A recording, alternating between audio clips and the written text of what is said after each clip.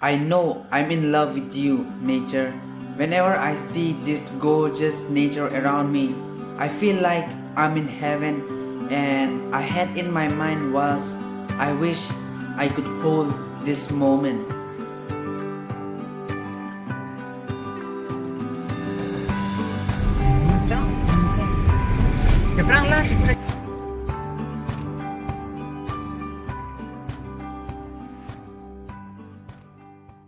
Ta keng abo ni sandal sang thon plap lo der wan ko yo gari tang le der chal hai na ni peni lang no tak ti ko exposure rong le tim ke la ko sal ko color bi the ta cho le ko lang mi sen na ja tang ki la mo na chile lo la kitili kana bon hem pai bang an chu ponu lo ma bu hana vi le ang moi hana ma ta be chung tung te det ko ini po na lo san ne ka fre lam he ida hem ta peni na ku na mu pi ke nam chiri bang na prang ku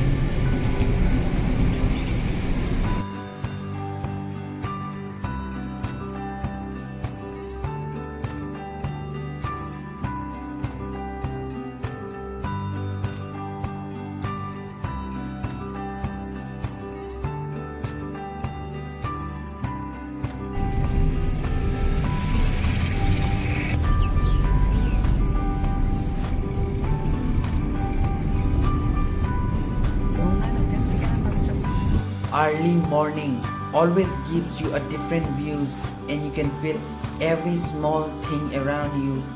The calm nature, the cold breeze, the soft sound. It is difficult to express how beautiful and peaceful it feels, and you don't even realize how quickly everything around you changes. good morning everyone non nilitum dambom lo dipu pen way to Kangthilangso lapen Kangthilangso ke le dam chi phan 3-4 hours na ka tek so for now let's enjoy the views.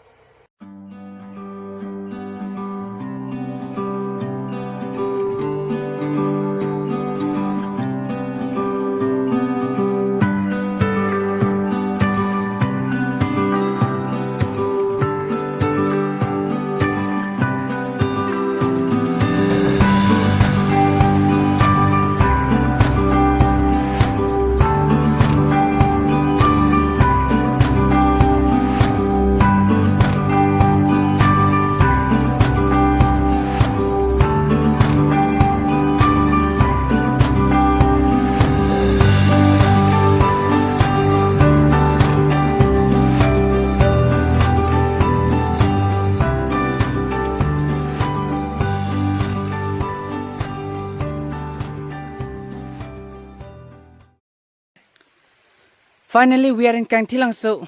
Lapen video nang shoot bom bang bomat masap so Derek Chadlo. Pen. Oh. video bunai bo mong sa Oh, video banai bom sa. hello guys Kosan adim ge. hello pini ge muni ta ko mu ma jo mi thu andi Di. Langnam sinang da.